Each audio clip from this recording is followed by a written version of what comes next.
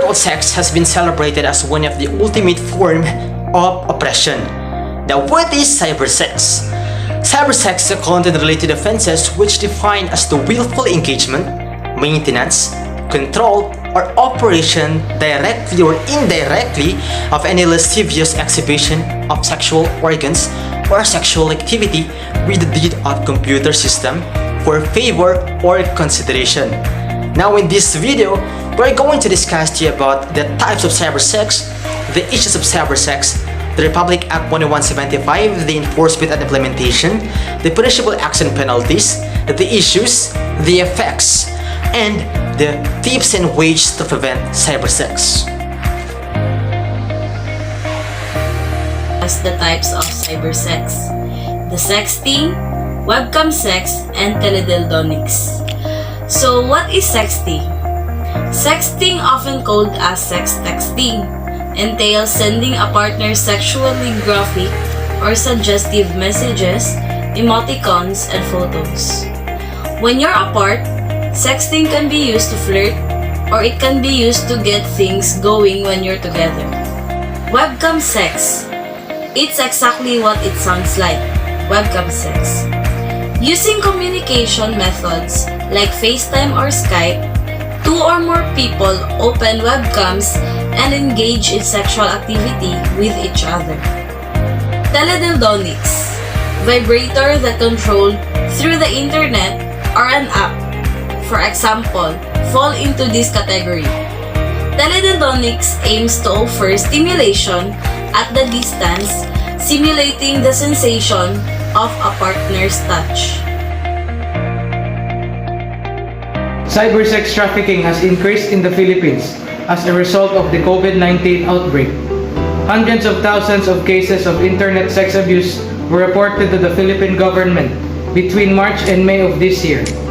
In comparison to the same period last year, cybersex trafficking tips to the Philippine Department of Justice's Office of Cybercrime, and it surged by 264%. According to UNICEF, the Philippines was already at the epicenter of the crime of sexual abuse trade even before the virus hit. During the COVID-19 crisis, this threat and danger to the safety and well-being of young women and children is increased. As more families lose their job and income, they become great candidates for cybercriminals who promise quick and easy money. The trauma and of victim will rise as cybersex trafficking grows. Digital media can circulate in circles for months or years, allowing the predators to access it again and again. Without closure, a victim of traumatic sexual exploitation may find it difficult to overcome their history of abuse and live a safe, free, and hopeful life. Republic Act 10175, Enforcement and Implementation. Now, who will enforce the law regarding cybersex? According to Section 10, authorities in charge of law enforcement will be the National Bureau of Investigation and the National Police. They will be in charge of enforcing the provisions of this act in an efficient and effective manner. The National Bureau of Investigation and the Philippine National Police would establish a cybercrime unit or center, staffed by special detectives to handle cases involving violations in this act. Cybersex against the law? The answer is yes. The Republic Act 10175 or the Cybercrime Prevention Act of 2012 does not only define cybersex, but it also prohibits its commission according to Section 4.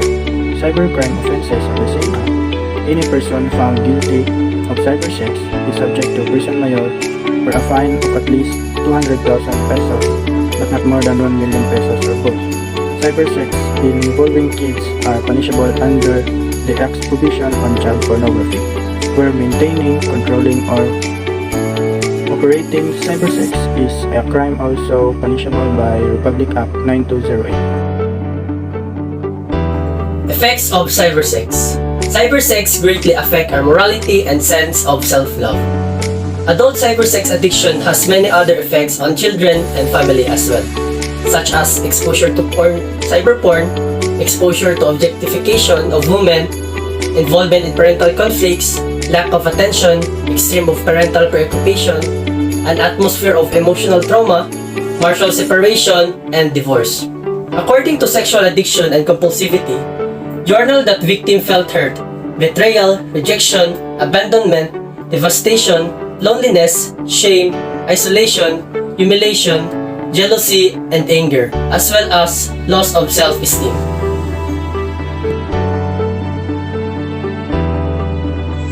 Tips and ways to prevent cybersex. First is monitor children. First of all, prevention works. Parents, you must be responsible for authority and place safeguards on your children when they are accessing a computer. Parents must be responsible to take care of the children and monitor the children on what they are access in the computer or in the internet. Second one is self-control. Think about dangers of becoming addicted to pornography or engage in cybersex. We tell our children and everyone about danger of it. Cybersex is illegal and harmful to the person's dignity and security. Third one is avoidance. Ika nga nila, prevention is better than cure. So we must avoid ourselves or our children first this kind of crime, cybersex. Make sure yourself or make yourself busy and much better to entertain yourself in a workout, exercise, and other. Number 4, report. If you see or know somebody who engaged in these illegal transactions, report to the authority. This will help to save the children who is being used and objectified. This will also help to listen to the cases and persuade everyone to stop. Number 6, raise awareness. Share your ideas and knowledge about cybersex to your friends, family, and relatives.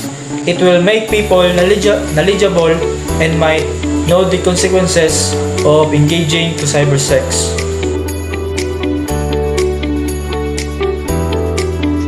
So we must be aware of posting our photos and videos online, exposing ourselves can be prone or potentially used as a sexual exploitation. It can be dangerous to ourselves because it affects our moral and dignity. We need to be mature to know the consequences of our action because some people there are struggling and begging for help because they are the one who are victims and unaware of their actions. What you Allow.